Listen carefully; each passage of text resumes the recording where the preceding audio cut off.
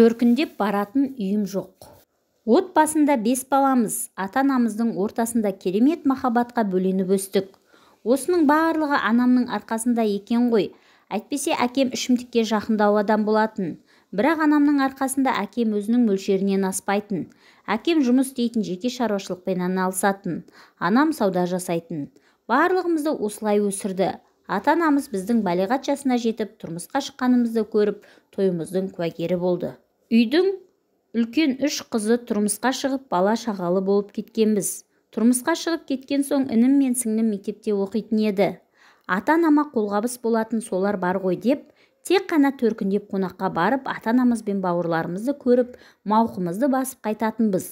Сол кезде де телефон арқылы жағдайларын сұраған кезімізде де ата-анам бізді уайымдатпайын дейтін шығар. Бізде барлығы жақсы, денсаулығымыз да жақсы дейтін еді. Бірақ меңдеген дерт алмай қоймайды екен ғой. Анамның біраз уақыттан бері сырқаты сыр беріп жүргенін білмеген екенбіз. Былтыр аяқ астынан анамның дерті пайда болып ауруханаға түсіп қалды. Негізі анам осы аурумен ауырып жүргеніне біраз болған. Бірақ бізге айтпаған екен ауырып жүргенін. Енді қаншама жылдардан бері күннің аязы мен аптабында базарда сауда жасау деген денсаулыққа әсер етпей қоймайды ғой. Анам негізі іште ерік жігері де мықты жан екен. Бізге денсаулық жайлы ешқашан шағымданып, сырын айтқан емес, тіпті білдіртпеді де.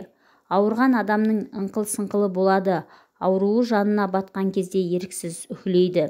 Анамнан осындай күдік пен күмән тудырарлықтай белгілерді байқамадық. Қатты ауырып ауруханаға амалсыз түскен соң, ол жерден де емделіп шығады, жақсы болып кетеді деген үмітіміз болған еді. Алайда амал нешік, арада небәрі 1 ай ғана өтіп қайтыс болды. Мұндай ауыр қайғыны еңсеру, оған өзіңді сендіріп, ары қарай өмір сүруге бейімделу өте қиын іс. Өзіңнің отбасың, балаларың болса да, ананың орны ерекше ғой. Менің өкінетінім, анамды соңғы сапарына шығарып қоштаса алмадым. Ол кезде мен 3-ші перзентімді кесар тілігі арқылы босанған болатынмын. Мен перзентханада жатқан кезде бұл қайғылы жағдай туралы маған ешкім ескерткен жоқ. Тек қана үйге шығып 1 апта болған кезде ғана анамның жетілігін өткізетін кезде айтылды.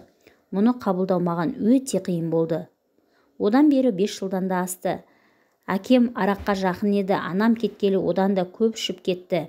Інім мен сіңліме күн бермейтін кездері де болды. Біздің отбасымыз бөлек, әкемнің інім мен сіңлімнің қалай күн көріп жүргендерін естігенімізбен көзімізбен күнде көрмейміз. Бірақ отбасының тірлігі болатын әкеміз күнде ішіп жүрген соң, балалардың жағдайы қалай болушы еді? Оның үстіне анасынан айырылып отырған қамкөңіл балаларға әкелерінің күнде ішіп, үй қараусыз суық болғаны, ашқұрсақ жүргені ауыр тиді ме, тимейді деп айта алмаймыз. Біз үшеуміз тұрмыстағы қыздарымыз. Үлкен әпкем бізге қарағанда отбасылық тәжірибесі мол, әрі балалары да өсіп қалған, ата-енесінен бөлек тұрады. Қысқасы, ол өзімен отбасылық өмірінде жолға қойып, өмірлік мәселелерді де шеше алатын жан. Бізге қарағанда сол кісінің білері көп қой. Бір жағынан отбасымыздың үлкені ғой деп үлкен әпкеме сенім арттық. Сол жылы ауылдағы оқуын аяқтап алсын деп жақын жерде болған соң, екінші әпкем екеуміз кезектесіп қарайласып тұрдық. Өзімнің кішкентайым бар, екі жақта шапқылап жүріп оңай болған жоқ. Сонда да оқу жылы аяқталғанша шыдай тұрайық деп, сол сыныпты бітіріп шықсын деп тырыстық. Кейін мектеп уақыты бітіп, балалар жазғы каникулға шыққан кезде Астанадағы үлкен әпкем сіңлімді өзімен бірге алып кетті. Інімді кейінірек қыркүйек айында сабақ басталар уақытта алып кетермін деп уәде берді. Түсінемін, оған да оңай емес. Өздері пәтер жалдап тұрады, шеттей балалары бар. Сіңлімді сол балаларына қарайласып отырса, өзім жұмыс деп ақша тапсам, содан кейін інімді және әкемді де жаныма аламын деп ойлаған болатын. Алайда әпкем уәдесінен тайқымағанымен, әкем оған көнбеді, ауылда қалды. Ауылдағы үйіміз онсыз да ескі еді, тозығы жетіп тұрған. Содан әкем анам кеткелі жұмыста істеген жоқ, қайғырып отырмын деп, ащы суды бұрынғыдан да көбейтті. Сөйтіп қарызға кіріп кеткен. Өзі жұмыс істемейді. Ауылдың дүкенінен қарызға арақ алып ішеді де, оны төлей алмай үлкен әпкеме хабарласады.